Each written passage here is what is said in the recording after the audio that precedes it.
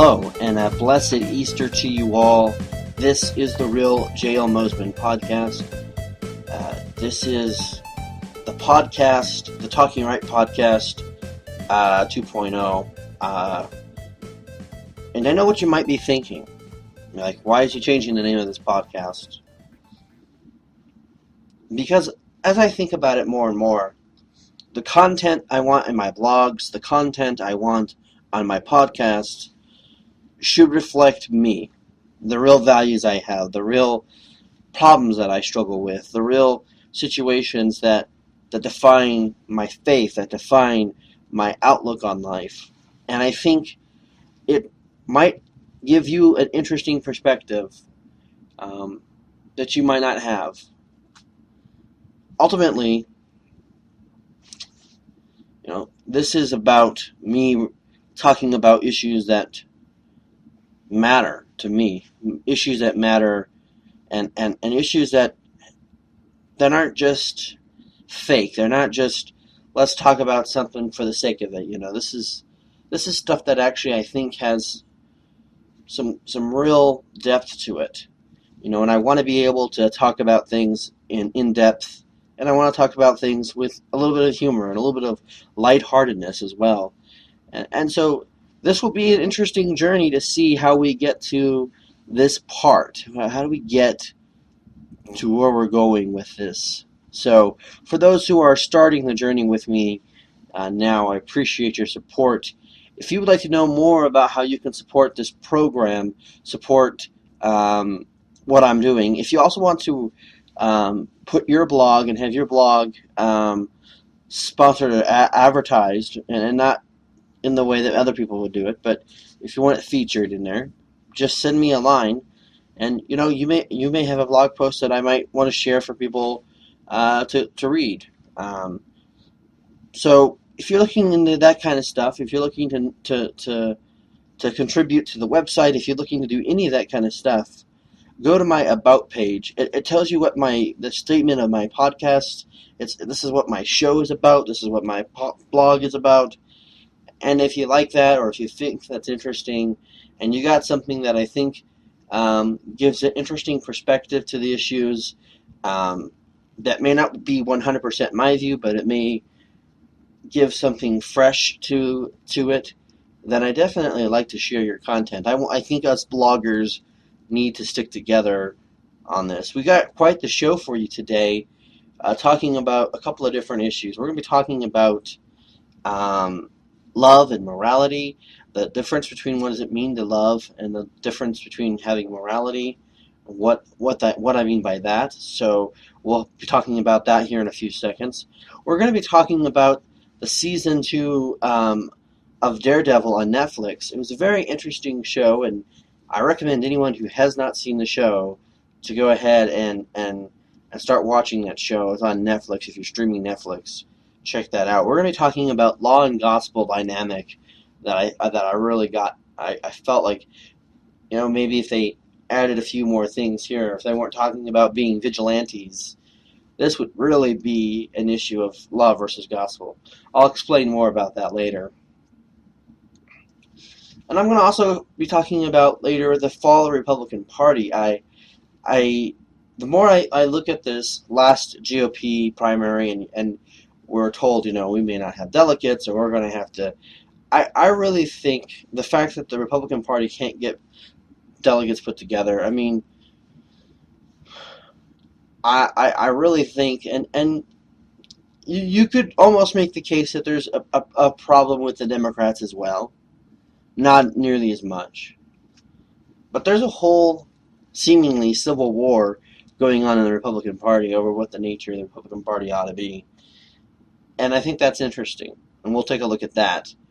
And then we'll have a question for you, and you can hit us up on Twitter, you can hit us up on Facebook. But is Bernie Sanders just another false liberal messiah? Or is he going to change things the way he said he is? Is he going to really be an instrument of change? And we're going to talk about why Bernie Sanders and Donald Trump and their supporters, in a lot of ways, even though they have different rhetoric and they speak about different things. We're going to talk about how they're really the same. That's what's going to be on store for this episode. If there's a topic you would like to hear, or like to be discussed, or like me to go further into than what I have, shoot me a line. You can go to my About page, and there's my email. It's JLENO376@gmail.com.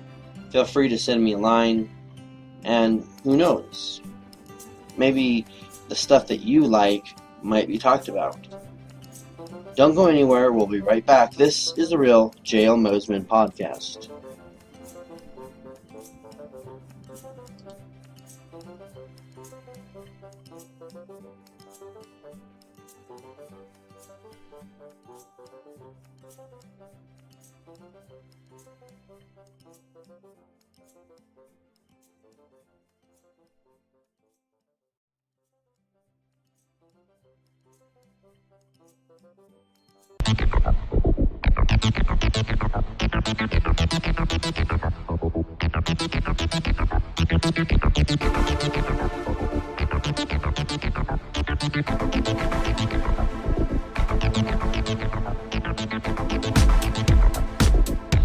Hello everyone, welcome back.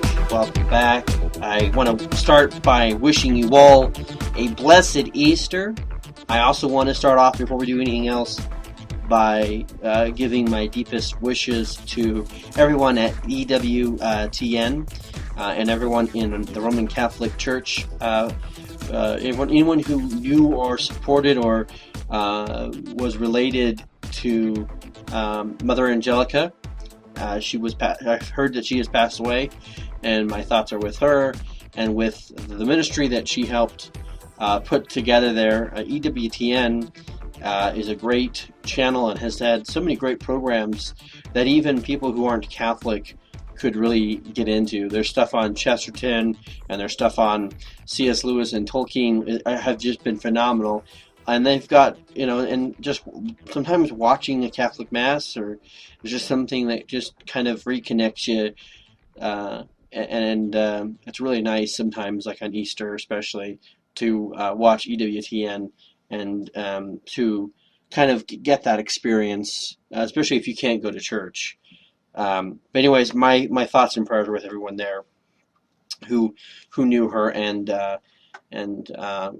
what a great time to be called home around Easter, around the resurrection of our Lord and Savior Jesus Christ. Just amazing. And so anyways, she lived a long life. I know she lived to 92 years old, and that's quite an impressive thing to do. So our show for today, or what we're going to be doing, and we're going to be going into a couple of different issues. We're going to tackle the political issue last, just because I don't want to put all my best energy into the politics. But we'll be talking about the fall of the Republican Party, and basically this last election cycle, and if you've been following anything that's been going on in this primary, it has been an epic disaster. And if anything, what it has probably been great for showing us all who aren't in the Republican Party is this this notion that that there's not a real unified front there. Interesting stuff. I only go about talking about this because if the Republican Party is failing, we're seeing it, and I struggle whether or not there's going to be a Republican candidate who's going to win again. I don't know if they'll be able to do that again. I don't know. There's a lot of things there, questions. But what is that supposed to do? Because traditionally and historically, the Republican Party is supposed to be the party for responsible leadership, for limited government, for the things that Reagan really rallied when he used to support Goldwater. And those kinds of things seem to be failing away. We end up with the Republican Party having either an issue of rhinos, the party towers, the people like Karl Rove, the Bushes, who are all about supplanting, making sure that the party stays alive and is healthy, and they have neoconservative values. They don't necessarily exhibit some of the best understanding of responsible limited government. Um, you then have the libertarian fringe where they are very anti-government and are still trying to fit into the Republican dynamic and trying to sell themselves as truly conservatives, which is a different topic altogether. And then we have just a lot of people who are looking for someone to come in there and and change it up. So we've got these dynamics of, who's really the rogue and who's really the establishment. And both parties and campaigns have been doing the same thing. And they've really been doing a good job of allowing Bernie Sanders or Hillary Clinton not to be able to attack these candidates. They've been doing it for themselves. But anyways, we'll talk about that later. I don't want to get too much into it now, but we'll have that. Also, in our political segment, I think we'll talk about Bernie Sanders. I mean, it seems like right when you don't think, there isn't something there to give people who are Bernie Sanders supporters any more cause to think that this person is some. I mean, you've heard some of these arguments and some of these memes that they put out there on the internet, about how, if Jesus was alive, he'd be voting for the New York Jew or the Jew from Connecticut or whatever. There seems to be a lot of, and similar to Obama in 2008, religious underpinnings to what Bernie might do or not do, and it's very interesting. But he also seems to be falling into some of these hero complexes, messiah complexes, where people are really thinking that he's going to change the system. We're going to have a discussion about that. Is that something that's actually going to happen, or is what Bernie Sanders is doing is a similar thing of what Trump is doing? And I'm going to get into that much later as well. But that will be in our political segment. Okay, so I've got that filed. Hopefully I've teased that enough for you that you're going to want to listen to that. If you don't, fine. We'll move on. I'm also going to be here in a little bit doing a review of Season 2 of Marvel's Daredevil on Netflix. Now, if you have Netflix, and you've probably seen it, there's this show on there, Daredevil. If you haven't seen it, watch it. It's a phenomenal show. It's well done. It's well written. And the acting in it is fun. I mean, it's great. And the Season 2, they have just upped the ante. I mean, probably not since I've seen a show like The Walking Dead have I actually seen a show that improves itself each season. And this is something that's doing this. And it's great to see. And without giving too much information away, we have in Season 2 a huge character from the Marvel comic books, because Daredevil is a Marvel comic book character. But this major character, the Punisher, who's always been one of my favorite characters from the Marvel comics, has appeared. And we get to see a little distinction between Daredevil's approach to justice and the Punisher's. And I thought that the way that they presented these two individuals' ideas of how to better administer justice kind of almost fits into a dynamic of law versus gospel. I will express more about that in our review, or in our entertainment section of the Daredevil Season 2 on Netflix. Also in our entertainment section, we're going to be talking about ABC. And I'm sorry, this is probably where you're going to get the angry, vitriolic ideologue. Now, I want to say something before I get too much into this. I try to very rarely get into the issue of homosexuality. It really is one of those things where, first of all, I'm related to people who are homosexual. I have friends who are homosexual, and there are people out there who are homosexual who are incredible people, and people who have incredible stories to be told. And while I understand that there is a conflict as a Christian in dealing with the fact that there are things within my holy scriptures, and as well as traditionally and historically within my doctrine, that tells me that lifestyle is not what is intended in God, and I can give you reasons and ideas of why that might be. All of that said, I try to stay away from going into the issue of gays and homosexuality in my material, because in that situation, it's the same thing with abortion, right? we forget that when we talk about some of these issues, there are real people who have real emotions and there's a person that's connected to it. It's one thing to talk about, say, like conservatism in a very like vague way, or liberalism, or talk about whether or not we should have the death penalty. I mean, it's different when you're talking about homosexuality, and you, especially if you're going to be coming at it from a very discerning or judgmental or perceived judgmental way, then it it can seem to be attacking, and sometimes it has come out as attacking. People who are trying to support their belief about traditional marriage, some people who have done that have come out and have attacked gay people in their approach of doing that. And I think it's like a minefield, if you will, to go through these issues. With that said, I do believe that Hollywood is really pushing the gay issue, and they're really trying to make homosexuality a very normal thing.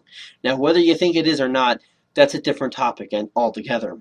But what I'm going to be looking at is why ABC seems to be keep on doing this. And it's not, it's not enough to say, okay, we're going to have a gay couple here, and we're going to see this gay couple have the same issues as heterosexuals. We're going to see how they deal with taxes. We're going to see how they deal with having a loss of family, or how they deal with a drug addiction, or all these kind of things. That would be something that would be okay to watch, right? It would be, because it'd be interesting. Because, again, we'd be looking at the interpersonal drama of a character rather than embracing stereotypes. And not only do I believe what ABC is doing, and I think ABC right now is the worst at it, at doing it. CW is close there as well.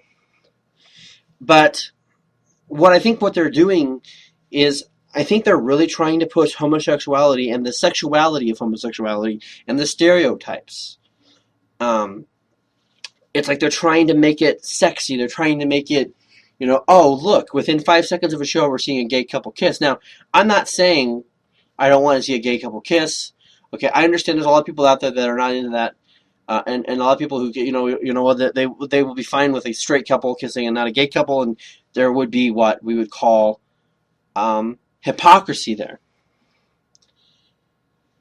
But it seems to be within the flagrant disregard of a lot of different things that it just comes in your face right there.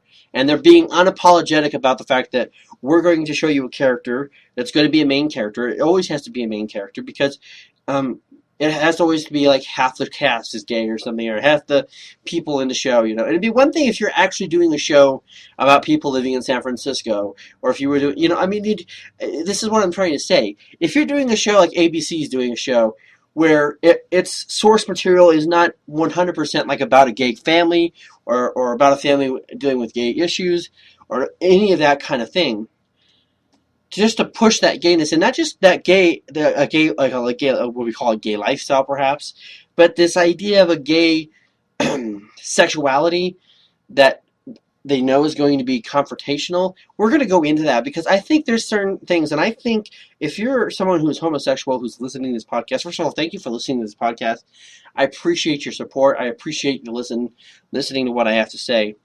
But I think you might want to also be upset about the kind of crap that ABC is doing, because it's crap to show okay, now we're going to have the token gay person come in, and they're going to have sex outside of a relationship. It's going to be the stereotype of what we see with a lot of gay people, and I would be pissed about that. If I was part of the gay community, I'd be pissed about that. If I was gay, I would be pissed about that, because there's more to sexuality about being gay. That's what I would imagine.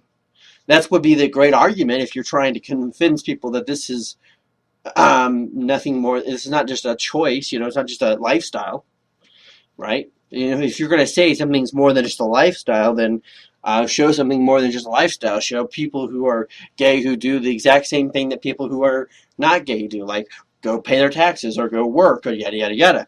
But ABC really seems to do it.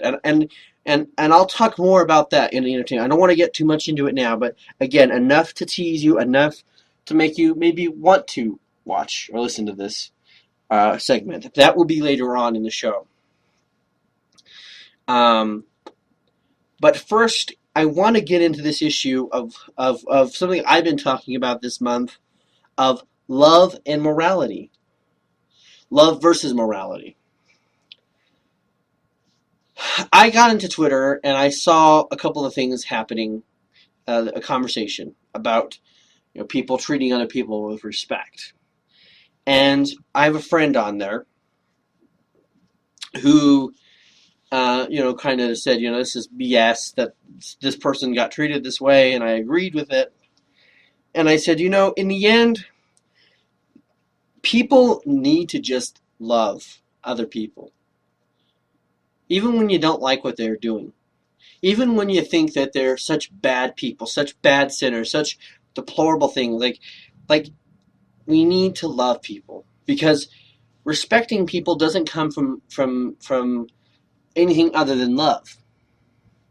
And if we can love more people, if we can show more common respect to people and understand the dignity of human life, and that people are people, that there's a human being, that they're not just the sum of the parts, they're not just the labels or the ideologies that they ascribe to, that there's actually a living, breathing human being there. I think that would go a long way in solving a lot of the problems that we have in this country. But anyways, it became an issue about, where does love come from? Then about the issue of morality. And of course, when you're talking about morality, and one of you, if there's two people in a conversation, and one of you is talking about morality, and the other person is talking about morality, and one of you is an atheist and one of you is a Christian, guess what? Now we're having a philosophical debate on morality. And I've seen it happen a lot. There seems to be a lot of times this push, mostly from atheists, about getting into this debate about morality, getting into this concept of atheists have morality too. And then it goes into an issue of, you don't have morality without God. That's usually what the Christian will say. And the atheist says, I still develop morality. It's evolved in me. This becomes a difficult topic then. Because what we're forced to say is okay, morality then either has to come from God, or it has to be evolved into us, and we have to develop it. It has to be something that comes over time. It's something that we learn because of society, whatever all the reasons are that a lot of atheists would say, okay, or all the reasons that Christians would say. We get an either or a lot of the times. And we see this too when it comes to evolution and creationism. We see this a lot when it comes to science and religion, and this need to say that one is mutually exclusive from the other, or that both cannot exist, or one thing can exist in one way or to some form, and another thing to another. And it makes it hard to really get into the deep issue of what love and morality really is, and to really talk about whether or not people are moral. So let's get into that question. I have it on my blog called, It's Love, Not Morality. And when we come back, I'm going to get into that piece, and we're going to talk about what that piece is talking about and what I mean by love, not morality. That's coming up on the podcast right back in just a few seconds.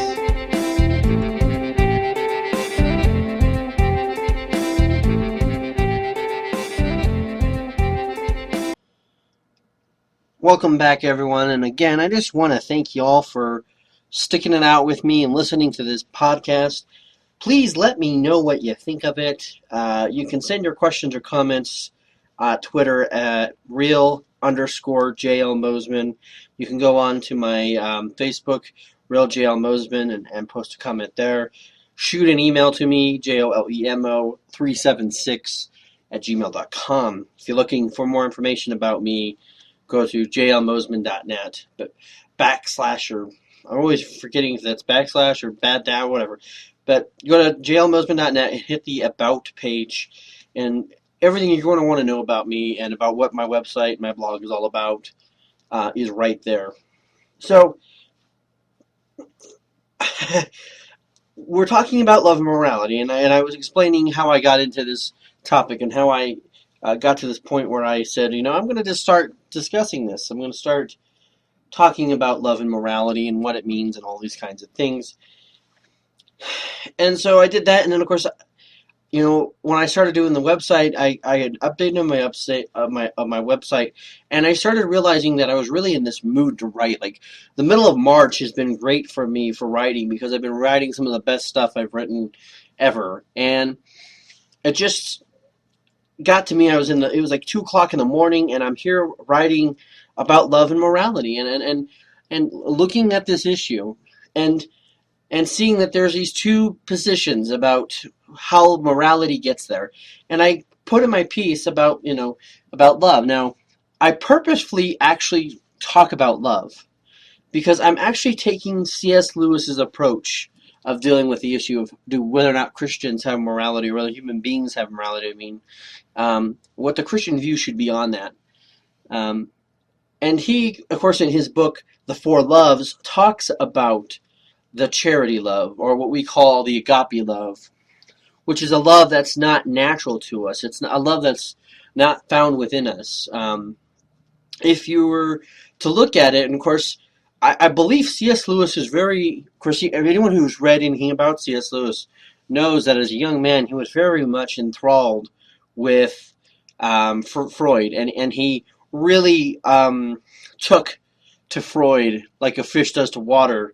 And even when he became a Christian, and he kind of really starts to show problems with some of the things that Freud talks about, he still appreciates the approach that Freud takes to psychology and to issues of dynamic personalities and dynamic situations of morality, and understands, and I say in my piece, perhaps even winks at understanding that an evolutionary or a atheistic, scientific, naturalistic, which words you want to throw in there, evolutionary look at how someone's morality comes about actually could be understood.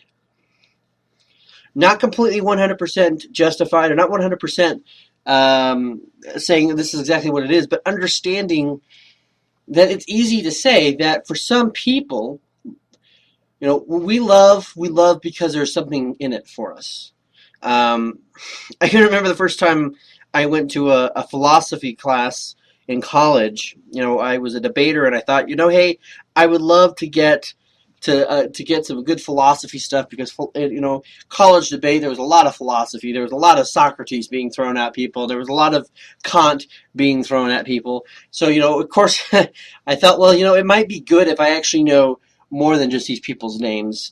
Okay, so what do they mean by what Descartes, what he meant by materialism and all these kinds of things. So these are things that I wanted to learn about, and I did, of course, and I studied philosophy in college. I didn't completely fulfill that.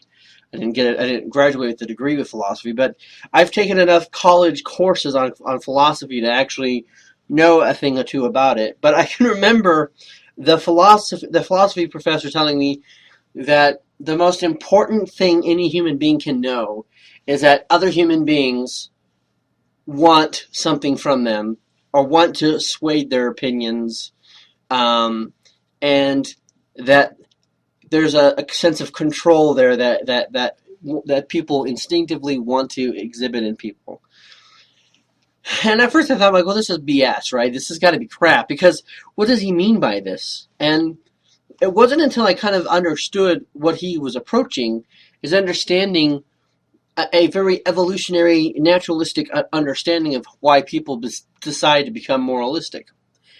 And if you could say this, and this is what Lewis does, in a way he takes the Freudian naturalistic approach, and he says, see, now I'm going to justify that, in fact, there is a certain morality that we can get only from God, that does not come from within ourselves. And I can go about it looking at it theologically and say it's an issue of sin, or I could come to you and say it's something that we just don't process or have because it's not necessary for survival. Which way approach you can take on it. This is what I'm talking about earlier before we went to the break, about understanding that both sides could actually have a point here, and they're probably kind of saying something similar, but they're using different language. And of course, I'm not going to try to say, I'm going to say that, you know, whether people develop this ability to have empathy towards other people, and it's the same thing with sin. No, don't get confused on what I'm trying to say. I'm not trying to say that they're exactly the same. I'm not trying to say anything such as that. What I'm saying is that no matter which approach you want to take at looking at the issue, you can say it. It comes to the same conclusion. That's what C.S. Lewis is talking about. And I mentioned this in my piece, that C.S. Lewis comes to this conclusion that that fourth love, the agape love, the charity love, is in fact love that comes not from us, within us, but comes to us. And C.S. Lewis actually uses the example of the mirror. You know, I mean, if a mirror is in a dark room, it's not going to reflect light, but if it's in a room with light, it's going to reflect the light that's in there.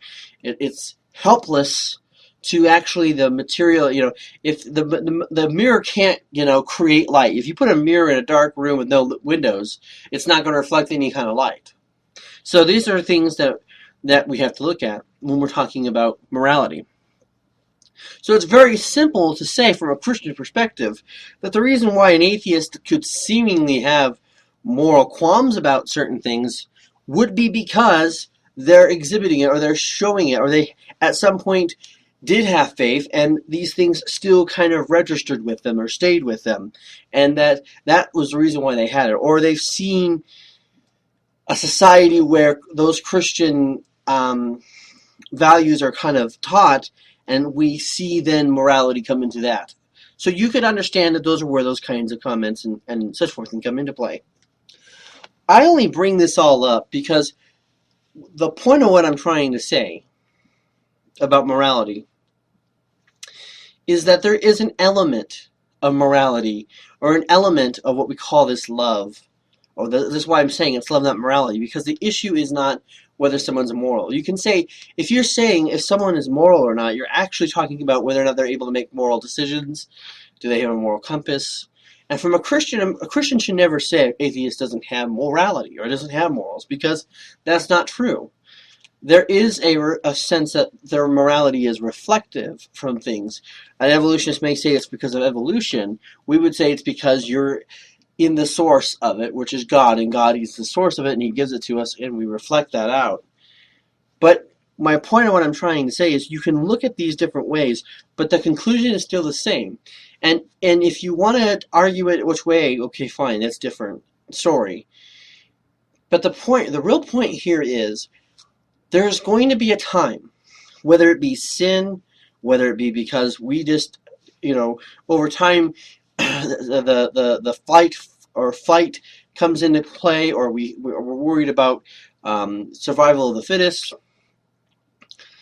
or if we want to say we're selfish. I'm going to say we're more sinful and selfish, because I think if you divorce sin from a lot of the things that impact human nature, you're missing out on a huge deal of a lot of stuff.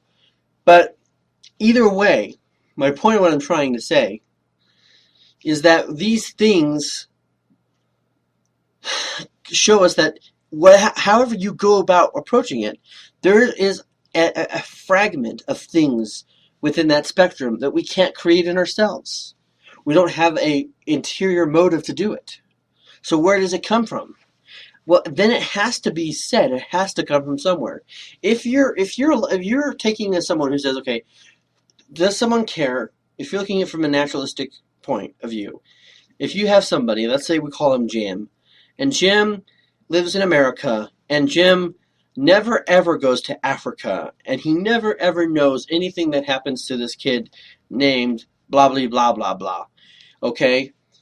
Now, because he's not around that kid, and because he's not developed either a romantic, and of course we could say there's something within us that wants us to be romantic, that we're motivated by the fact that we want to repopulate, you know, spread our oats kind of thing, that there is nothing to it at all, right? In romantic love, we'll get satisfaction when we have sex with our partners, when we have, we'll be able to reproduce our line, we'll have stability within the relationship. you can see how someone could at some point come up with some very selfish reasons, or come up with some, let's say, self-serving reasons for why they might get in a relationship.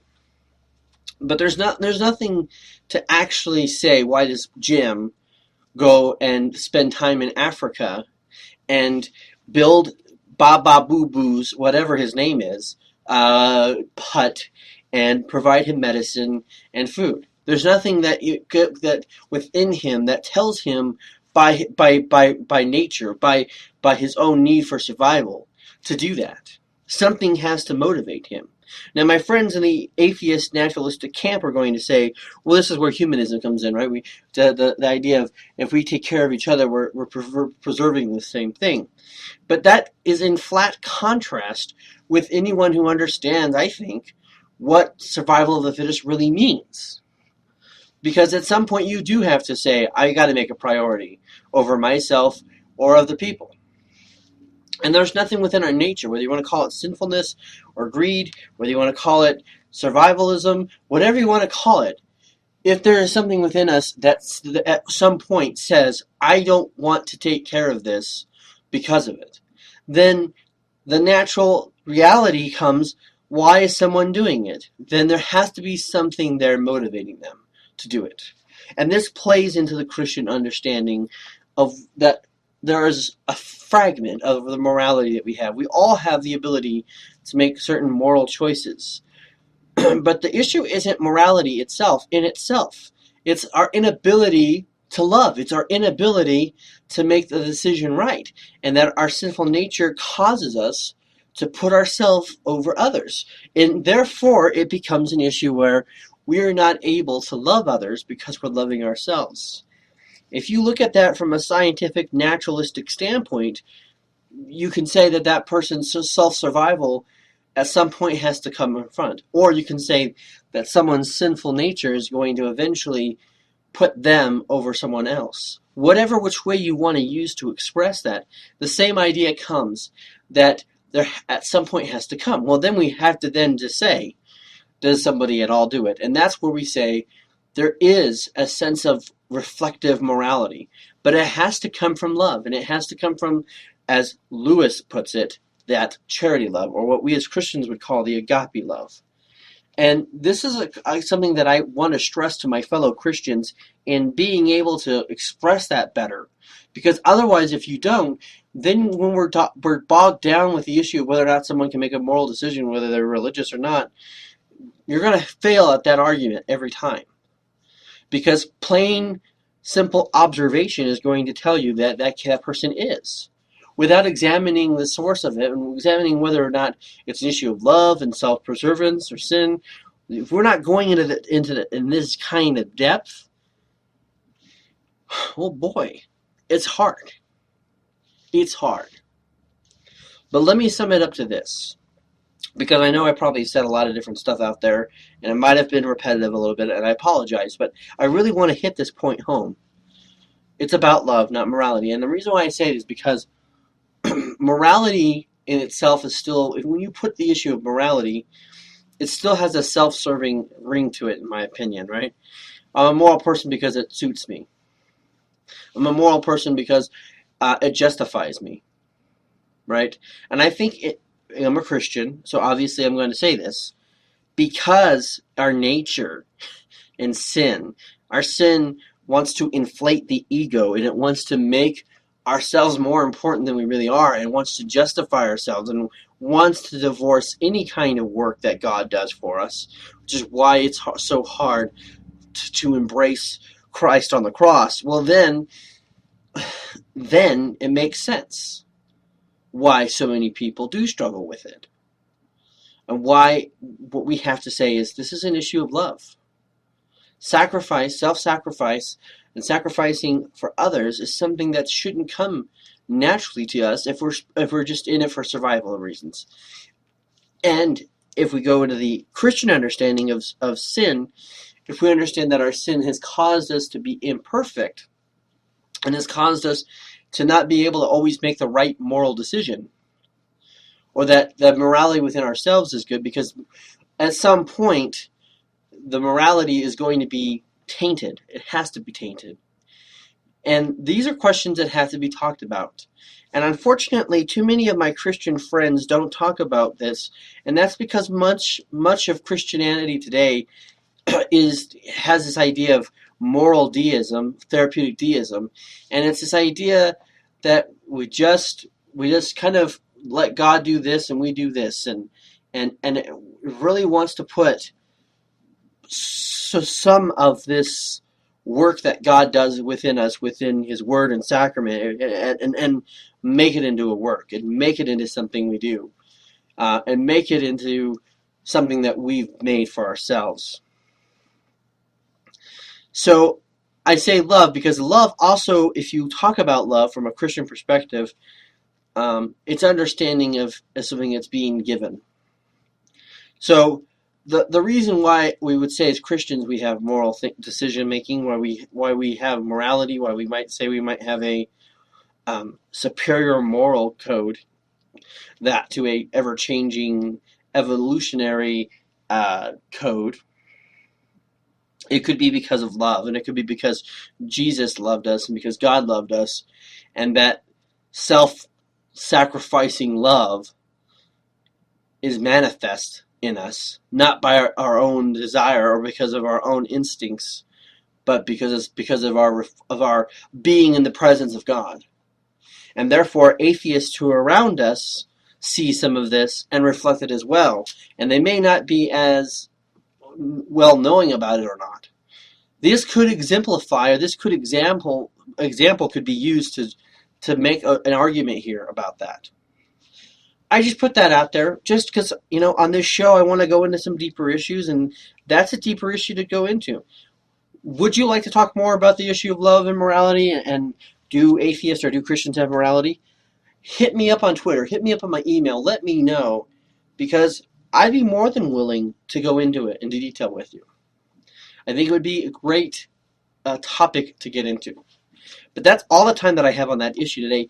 I recommend you go to my post, and I'm going to continue to kind of update stuff on it. I'm going to actually put I've decided I'm going to do a whole category on it. And so I'll kind of do it as a continuing series on that. So look forward to that. All right.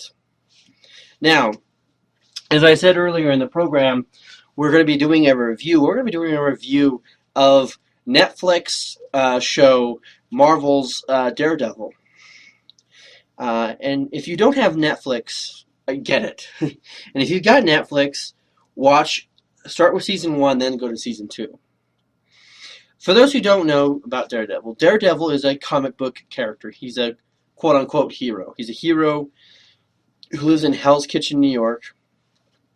His real birth name is Matt Murdock. He is a character who sees his father being killed by mobsters. He sees crime, and he sees a system where sometimes the bad guys with the court system gets away. Of course, Matt is a lawyer, so he sees it all the time. As a defense lawyer, he sees people constantly getting off.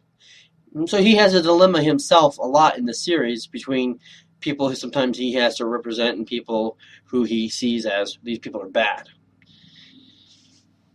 So he goes out, and his superpower is that he gets in this accident with this kind of ooze kind of thing.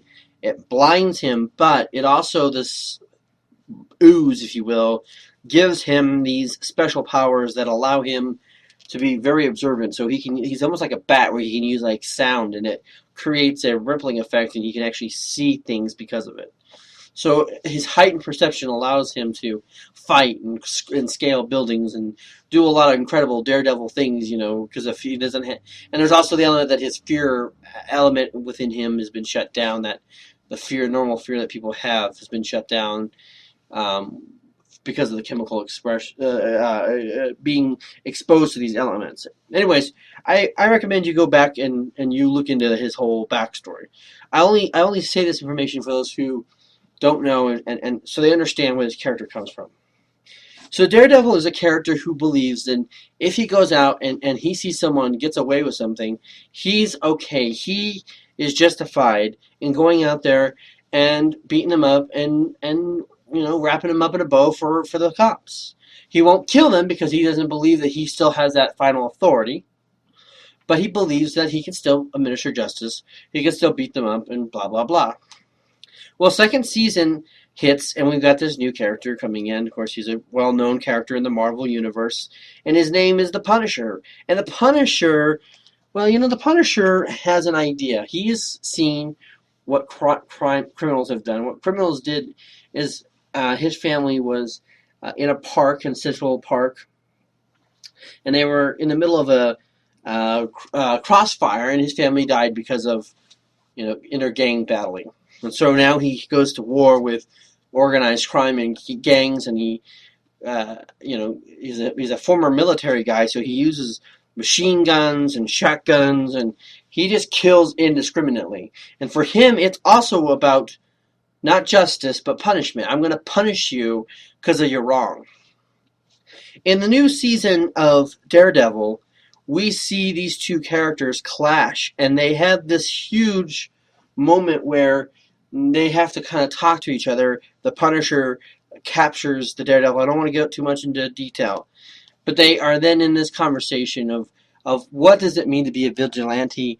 When is it too much? Daredevil was talking about how he beats people up. He's talking about how that the Punisher's going too far with killing people. The Punisher comes back and is trying to tell the Daredevil that you understand that what you're doing is so close to what I'm doing, you're just not going enough, and that's your problem. And that if you're going to commit to vigilante justice, you need to put these people out of their misery. You need to put them out and not even allow the system to do it, because you're right, the system does do it, but you're still relying on the system at some point to arrest them.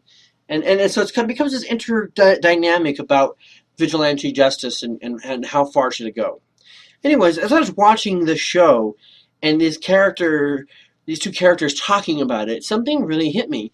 They were talking about, who deserves to die and who doesn't deserve to die. And the Punisher's reasoning for a lot of things that he does, and of course, I'm going to try to tell you, if you've not watched the first season, please, I've given you warnings enough. Go watch the first season and then watch the second season. But he does give warnings about what happens if you don't kill, right? And it's kind of the same thing a lot of people would say, right? When we look about like with the issue of like ISIS or terrorism, right? If we don't go out there and take those MFers out, then they're going to come back and they're going to kill us. And so it's really a war. It's really us versus them. And if you don't see that, if you don't see that, and for the Punisher, it's not just that, but it's also guilt by association. Okay, he wants to kill anyone who's associated with these gangsters, because anyone who does nothing to stop people from killing other people also deserve to die. And of course, Murdoch, the Daredevil, he doesn't think that way. He still thinks that people have to go through some kind of justice system and to be judged by that. So the question comes, who can be the judge and when can they be the executioner? And it really started to hit me that in a lot of ways, what these two gentlemen are talking about, these two characters on the show, is law and gospel, right? And what you get with the Punisher is this law, right? You have broken the law. You need to be punished because you have done something. You've either done it by not doing something, or you're doing it by doing it itself. And it's not blind. There's no kind of like, well, I've got a lesser sin than the other person. To the Punisher, all crime is sin, and that's why he doesn't say, well, okay, this person's going to get a bat in the back. Maybe I'll shoot him in the leg and not kill him, or I'm going to blow this guy up because it's a worse crime. He doesn't see it as these leveling scales, whereas the Daredevil says, look, if someone is in the room and he doesn't do anything, but he doesn't actually pull the trigger, that's a different situation than someone who does pull the trigger, right? And we think about this a lot. We think about the degrees of how bad someone is. It goes back, of course, back to morality, doesn't it? And then here comes sin again. At what point are we completely just 100% crap?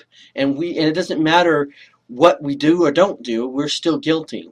For the Punisher, he sees that guilt And it's not, it can't, it's all equally measured around. It's the law. You're guilty or you're not. And most of the time you're guilty of something. And if you're guilty of something else, you're guilty of it all. We know this in the Christian faith.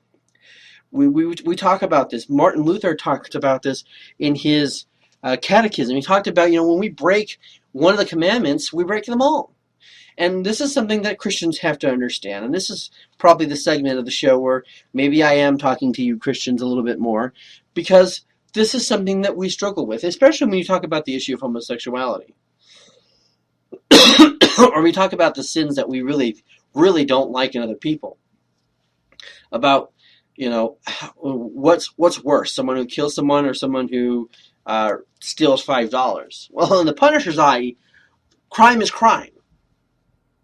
In the law, sin is sin. And it doesn't matter how small of your sin is. If you sin, you're a sinner. And you deserve death. You deserve the punishment, the wrath that God has for those who break his law. And see, this is important to understand, law and gospel. Because if we lessen law, then we lessen the gospel. If we lessen law, then we're saying that God doesn't really care about sin. That's not a really good theological statement to be making.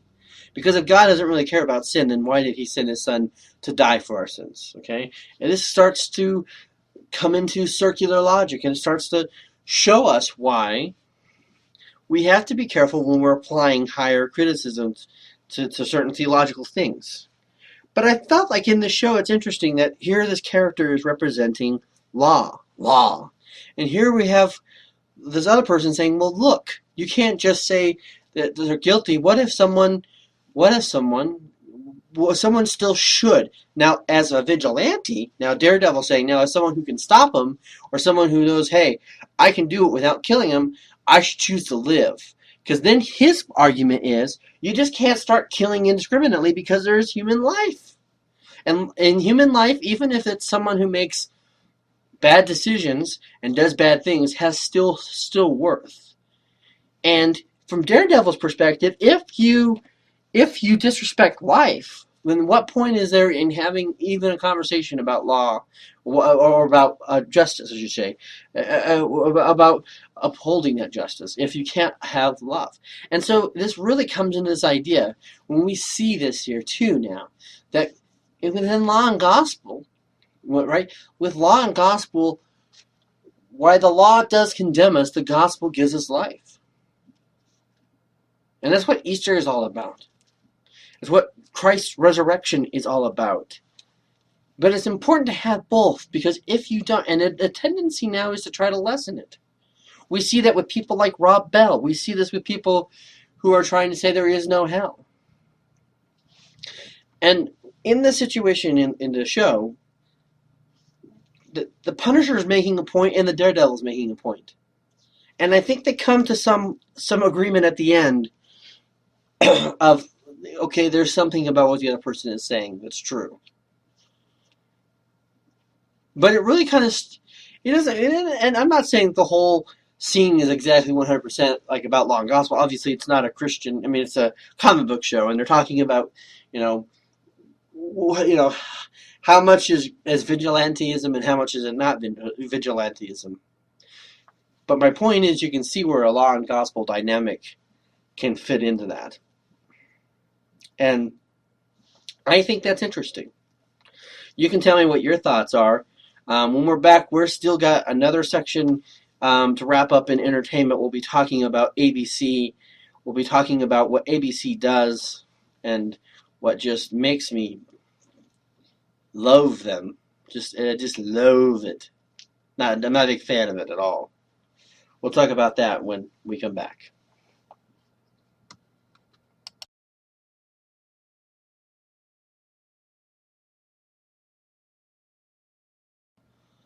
All right, we're back.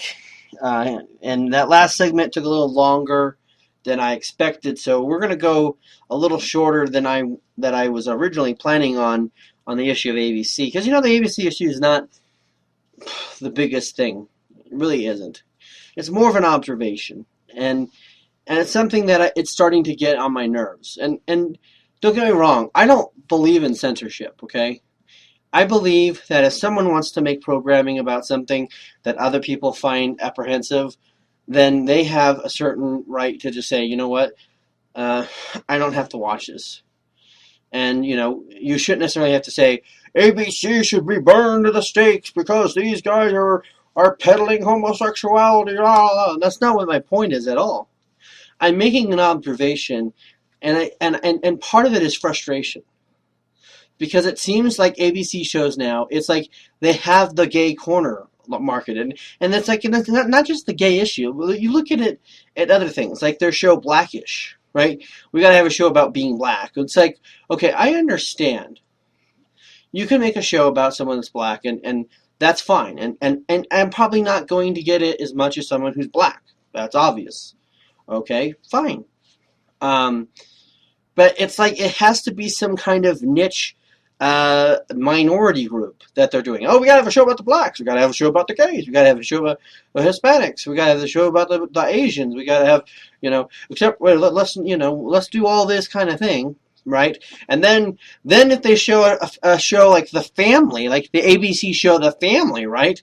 And what is it? Like, here's this white, quote unquote, normal Republican Christian family. Here's a Christian girl, but she's secretly gay and she's repulsing herself. And the mom, she may be. I mean, it's like they have this like agenda where the white straight Christian family are a bunch of assholes and maybe they're murderers and they're haters, but then the blackish, it's kind of like they're kind of like talking about all these like cool little cute little quips about what it's like to be black or what it's like to be gay, and it's like, come on, I'm seeing through your crap. I'm seeing through what you're peddling here, and I'm done with it. I'm done with ABC. I am done with the bull crap. Now, I don't begrudge anyone that likes what they do, okay? Fine, whatever. But at some point, you have to say, enough's enough. And you have to say, okay, at what point are you just doing this for the sake of doing it? There's a show now on ABC called Quantico, and it looked like it was interesting. I mean, from like the 30-second clip on it, it looked like it might be interesting. It's got something to do with the FBI. It's kind of cool. But then immediately, within like 10 seconds of the thing, it's like, let's have...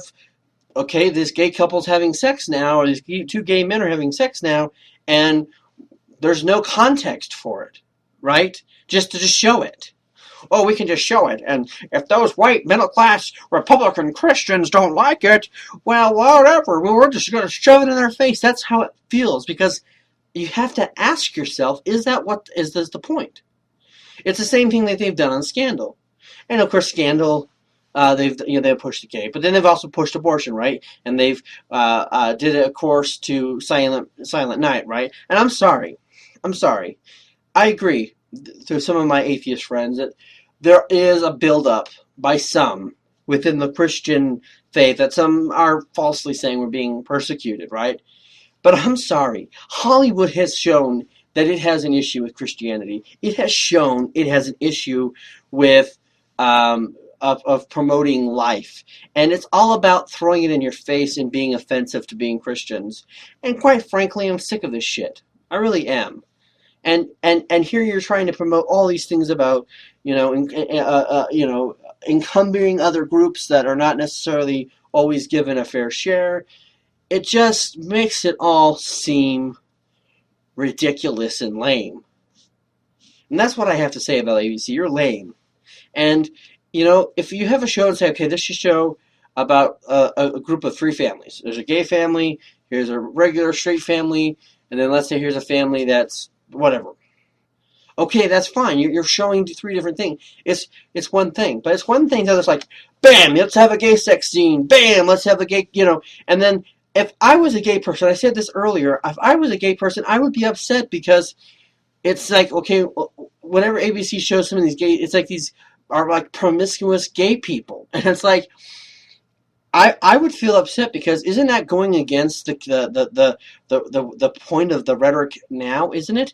We're supposed to say that gays are or should be just as capable of having long-term sustainable relationships as heterosexuals. So I don't know why anyone who is okay with that, other than this is probably some white liberals who are heterosexual who are like, well, this is what I've always imagined. My neighbor, my gay neighbor, or my gay best friend, they're just having the time of their life. Just, oh, there's a gay man, we're going to just have sex. As if, the gay people themselves, can't help who they're I mean, it just, it goes back to this idea about the people who are out there trying to, well, I'm sorry that my race enslaved you, and la la la la la. And then what do? They're all about racism, and I mean, it's all bunk and it's all bullcrap. I'm sorry, and I'm done. I'm done with the ABC. Okay, I've spent all I can on that topic, and I'm done. We're moving on to politics. All right, so there are times when you have to just say, okay, you know what? There is a lot of similarities between Trump and Bernie Sanders. You have to just admit that. And there are people who have the same reverence of thinking, this person's really going to change the system. Oh, Trump, he's just, this guy's just been giving it to the media, and he's been giving it to the establishment, and now we're going to be able to build a wall, and we're going to be able to do this. And Bernie Sanders is going to, give the middle finger to the bankers and to the Wall Street and blah, blah, blah, blah, blah. It's the same, isn't it? And I think this is something that I don't know if this is something that people are writing a script and saying, okay, in order to support the candidates who are going to do what we say we're not going to do, we're going to say they're going to do it. And that's what Obama was like. This is how the feeling I have about Obama is that Bernie Sanders or Donald Trump are one side of the same coin, or different sides of the same coin. And it's another same coin that Obama was. Right? We have this kind of rhetoric that Obama was going to be transparent, even though he became the least transparent president. We're told these kinds of things before. When are people going to stop and really wonder? Because now you've got this Bernie Sanders fever at like a high, all-time high. It's like at a fever pitch that I've never seen before. It's at a fever pitch that I've never seen before because what happens? Like, there's a bird, and this, I mean, it's insane. I can't even go into how much insanity it is. The latest thing is this bird, and like there are people out there going, "Look, this is nature selecting Sanders," and I bet there's some people who are trying to be funny and they're trying to be original. Okay, getcha, blah blah blah. But I think there's actually some real people out there who really think, like Bernie Sanders is such a revolutionary that he is going to go against the system, which he's been a part of himself. He's been a politician. He's been someone who has been well familiarized now with the way that system is. And now you're telling me someone who's part of that system is suddenly going to be out of the system, is suddenly going to break the system. I don't doubt that he wants to change certain things within the system. But does he really want to get rid of the system? Does anyone who's running for politics really do? Because you almost need the system in order to become president. But I see the supporters, and it's like the same thing. And of course, Bernie supporters are not going to be, fervent about well, we can't have any illegals, and let's go bomb all the towelheads. And okay, it's different rhetoric, but it's the same disposition. It's the same, like this hope. There's like this hope. There's like this unimaginative hope that this person's going to change politics as we know it. And I think that's ridiculous. Obama didn't do it. Bernie won't do it. And Trump won't do it. They might have different ideas and plans. And there's things that Bernie says I like. There's things Trump says I like. There's things that Trump has said I really don't like. And there's things that Bernie said I really don't like either. But the devotion and this kind of almost religious worshipness, that seems to be happening. And it's happening a lot, especially on the Bernie Sanders side. And it's so much now that if a bird flies up on his podium, it's something is going on there. I don't know. The Bernie Sanders supporters are nauseating me right now, just with just everything that they do. I think Bernie Sanders' best bet to getting presidents would be to get rid of the Bernie Sanders supporters. That's just my opinion. But the other thing we talked about the fall of the Republican Party. Like, this primary cycle has been a disaster. It really has been. And when you think about it, there's things I like about Ted Cruz. There's things I like about all these guys. There's a lot of things I don't like about them. And it seems like we have to get these archetypes, right? Cruz seems to be fitting into that Tea Party fragment. You have someone like probably a Kasich/Rubio that's establishment. You then have, Bush is kind of in that too. Was in that.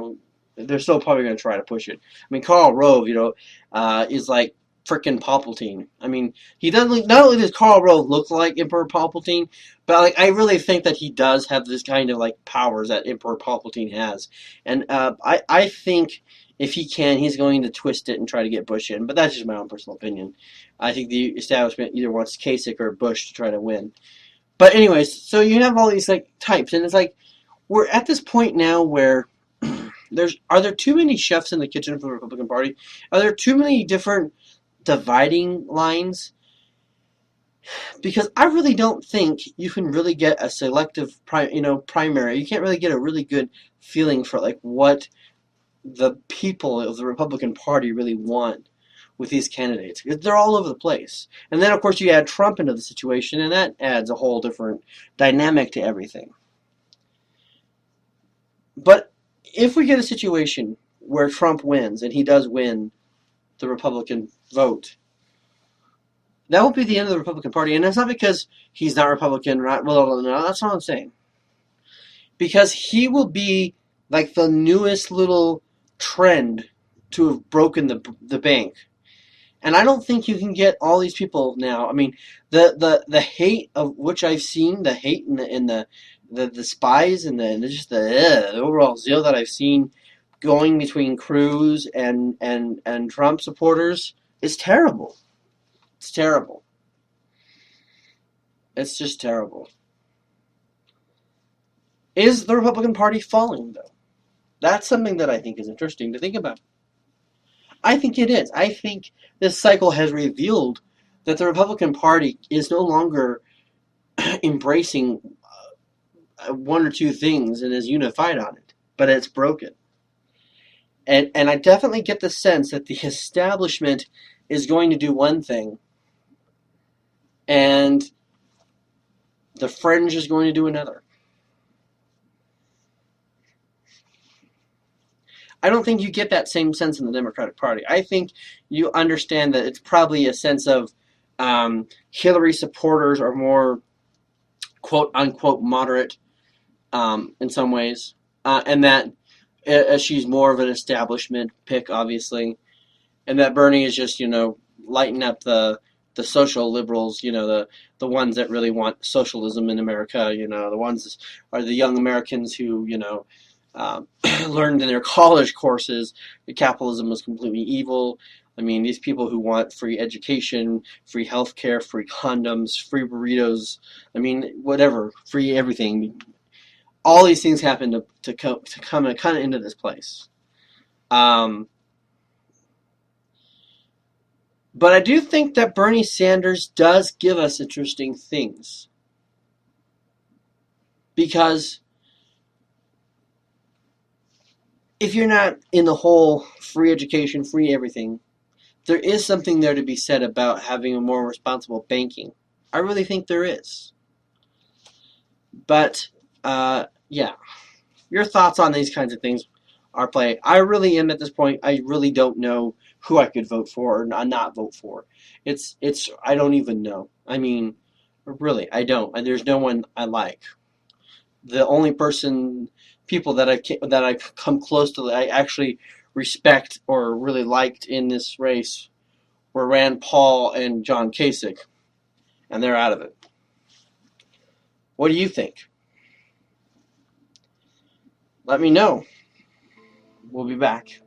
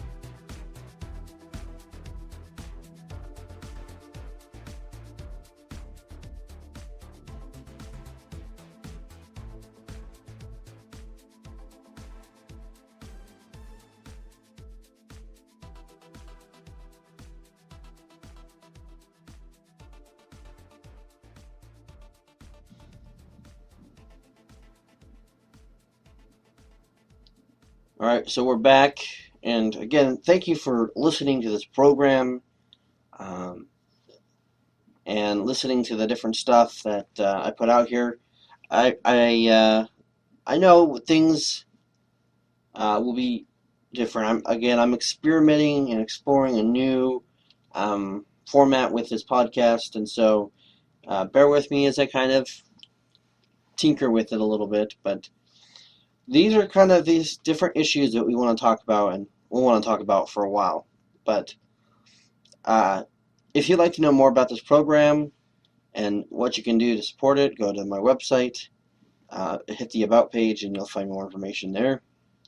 If you're looking for um, anything that I've talked about, if you're looking for references for show notes, I'm putting up a section on my website called Show Notes.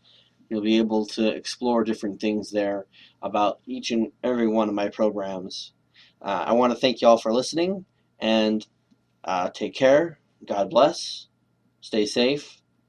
Try to be a little more positive, and we will talk to you next time. This is the Real J.L. Moseman Podcast.